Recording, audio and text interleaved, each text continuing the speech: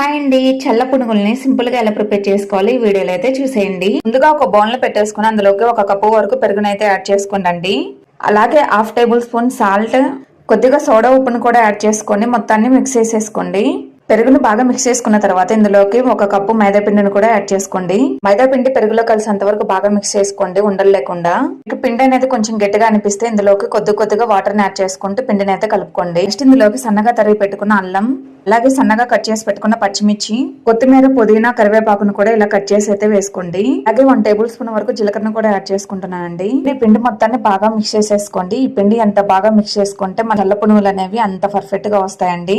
పిండి మొత్తాన్ని కలిపేసుకున్న తర్వాత మూత పెట్టేసి ఒక 1 అవర్ అయితే పక్కన పెట్టుకోవాలండి. మీకు టైం లేదనుకుంటే కనీసం 30 మినిట్స్ అయినా ఉంచండి. 30 మినిట్స్ తర్వాత డీప్ ఫ్రై సరిపడా ఆయిల్ పెట్టుకొని ఆయిల్ హీట్ అయిన తర్వాత చేతిని ఒకసారి వాటర్ తో తడిపేసుకొని పిండిని తీసుకొని ఇలా చిన్న చిన్న పునుగులు అయితే వేసేసుకోండి.